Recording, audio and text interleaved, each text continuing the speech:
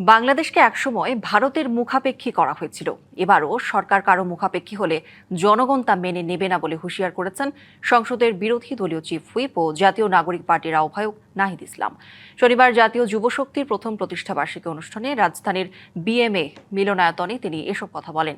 এ সময় সরকারের সমালোচনা ও স্বাস্থ্য ব্যবস্থাপনা নিয়ে দেশে জরুরি অবস্থা বিরাজ করছে জানিয়ে এনসিপির আহ্বায়ক বলেন, বাংলাদেশে এই মুহূর্তে অনেক সংকট চলছে, সরকার সফলভাবে তা নিরসন করতে পারছে না। মিরপুরের মাজার সহ দেশের বিভিন্ন জায়গায় হামলা ও মব হলেও স্বরাষ্ট্রমন্ত্রী নীরব ভূমিকা পালন করছে বলেও মন্তব্য করেছেন বিরোধী দলীয় চিফ হুইপ।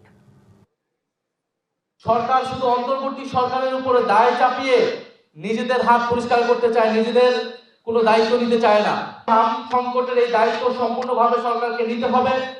সরকারের উচিত ইমিডিয়েটলি মেডিকেল ইমার্জেন্সি ঘোষণা করা এবং কয়েকটি হাসপাতালকে বিশেষায়িত ঘোষণা করা। আন্তর্জাতিক জায়গায় আপনারা বলেছেন অন্তর্বর্তী সরকারের সময় মাজার হামলা হচ্ছে, এই হচ্ছে, সেই হচ্ছে। তাহলে আপনার সরকারের সময়ে আপনার স্বরাষ্ট্রমন্ত্রীর অধীনে পুলিশ কি করে?